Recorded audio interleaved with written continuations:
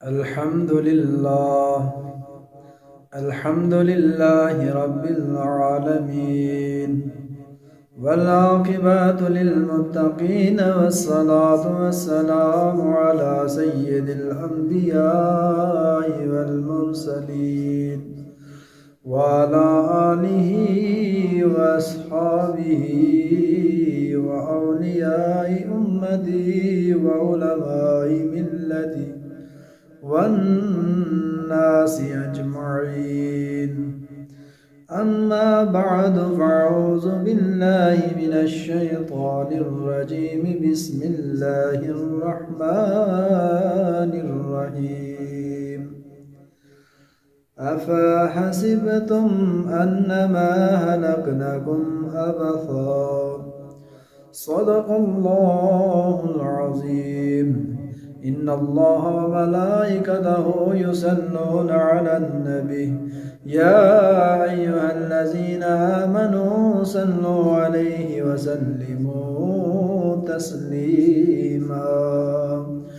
اللهم صل على سيدنا ومولانا محمد وبارك وسلم.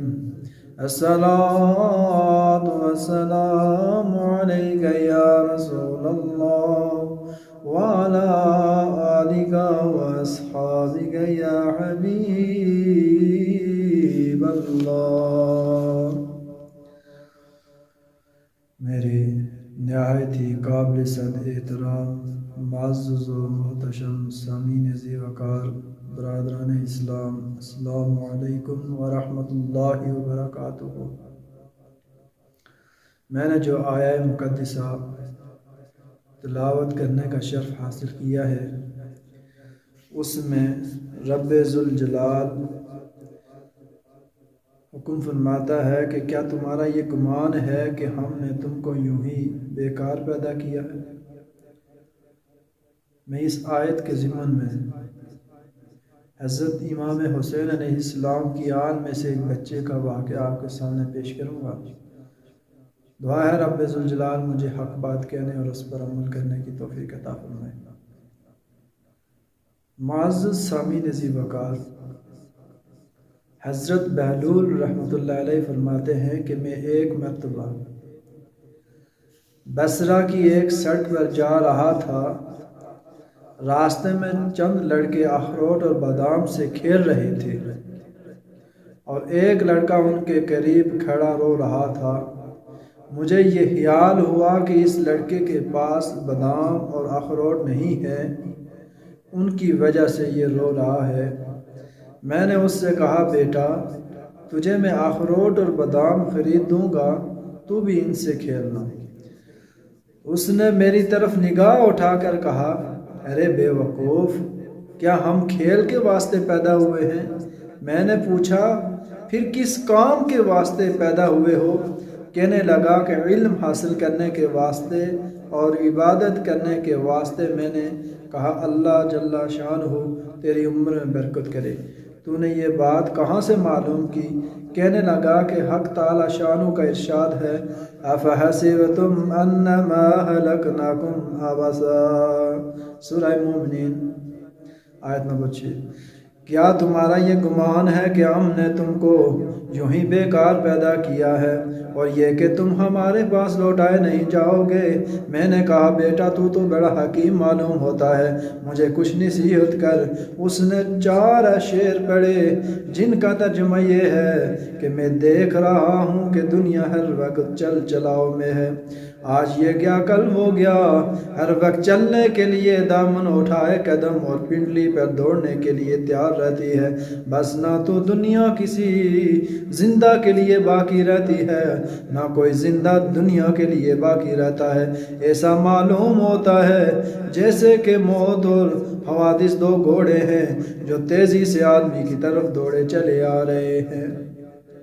بس او بے وقوف جو دنیا کے ساتھ دھوکے میں پڑا ہوا ہے، ذرا عقل کر اور دنیا سے اپنے لیے کوئی آخرت میں کام آنے والی اعتماد کی چیز لے لے.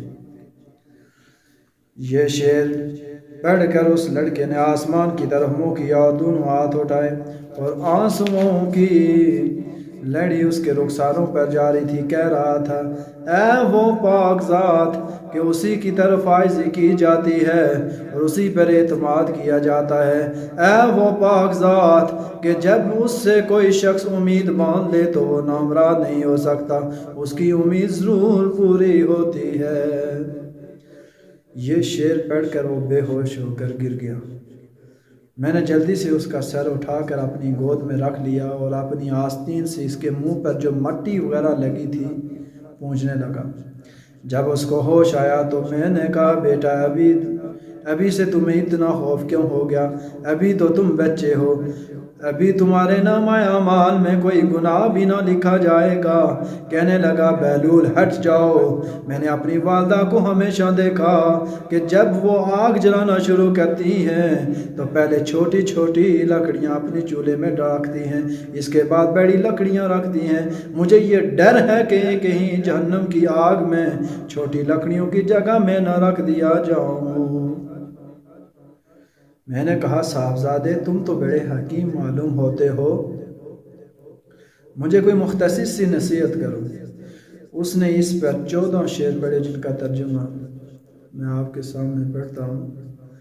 मैं गफलत में पड़ा रहा और मौत को हाँकने वाला मेरे पीछे पीछे मौत को हाँके चला आ रहा है। अगर मैं आज न गया तो कल जरूर जाऊंगा। मैंने अपने बदन को अच्छे अच्छे और नरम नरम लिबास से आरास्ता किया, हालांकि मेरे बदन के लिए कब्र में जाकर गलने और सड़ने के सिवा चारा कार नहीं। वो मंजर गोया इस वक्त मेरे सामने है जबकि मैं कब्र में बोसीदा पड़ा हुआ हूँगा। मेरे ऊपर मट्टी का ढेर होगा और नीचे कब्र का गड़ा होगा और मेरा ये हुस्न और जमाल सारा का सारा जाता रहेगा और बिल्कुल मिट जाएगा, हत्ता कि मेरी हड्डियों पर गोश्त रहेगा न खाल रहेगी।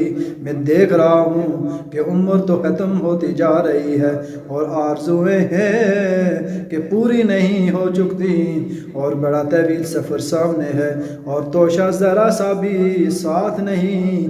और मैंने खुल्लम खुला गुनाहों के साथ अपने निगहबान और मुहाफिज का मुकाबला किया और बड़ी बड़ी हरकतें की हैं जो आप वापस भी नहीं हो सकती, यानी जो गुनाह कर चुका हूँ वो बेकिया नहीं हो सकता। और मैंने लोगों से छुपाने के लिए पर्दे डाले कि मेरा ऐब किसी पर ज़ाहिर न हो, लेकिन मेरे जितने महफी गुनाह हैं वो कल को इस मालिक के सामने ज़ाहिर होंगे, उसकी पेशी में पेश होंगे। उसमें शक नहीं कि मुझे उसका खौफ ज़रूर था, लेकिन मैंने उसकी गायत इल्म पर भरोसा करता रहा जिसकी वजह से जुर्रत होती रही और उस पर एतमाद करता रहा कि वह बड़ा गफूर है, उसके सिवा कौन माफ़ी दे सकता है। बेशक तमाम तारीफ़ें उसी पाक ज़ात के लिए हैं।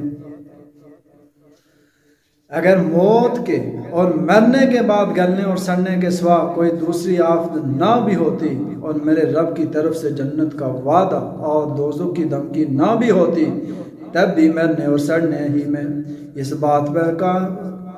बात पर तब भी मौजूद थी कि लाहो लब से एहतजाज किया जाता। लेकिन क्या करें कि हमारी अक्ल ज़ाइल हो गई, किसी बात से इबरत हासिल नहीं होती। बस अब उसके सिवा कोई चारा नहीं कि काश गुनाहों का बख्शने वाला मेरी मग़फ़िरत कर दे।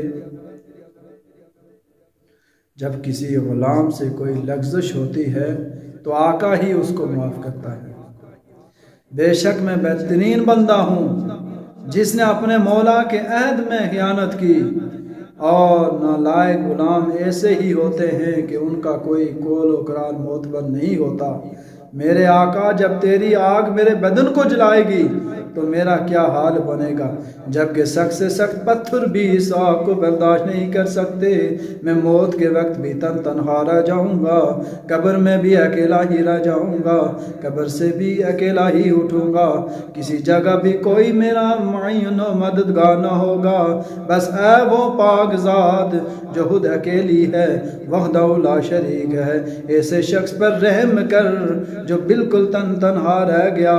बहलूल कहते हैं कि उसके ये अशार सुनकर मुझ पर ऐसा असर हुआ कि मैं गश खा कर गिर गया। बड़ी देर बाद जब होश आया تو وہ لڑکا جا چکا تھا۔ میں نے ان بچوں سے دریافت کیا کہ یہ بچہ کون تھا؟ وہ کہنے لگے تو اس کو نہیں جانتا؟ یہ حضرت امام حسین علیہ السلام کی اولاد میں سے ہے۔ میں نے کہا مجھے خود ہی حیرت ہو رہی تھی کہ یہ پھل کس درخت کا ہے، واقعی یہ پھل اسی درخت کا ہو سکتا ہے۔ حق تعالی شانہ ہمیں اس خاندان کی برکتوں سے، فیوز و برکات سے مستفید فرمائے، آمین۔ وآخر دعوانا ان الحمد للہ رب العالمین۔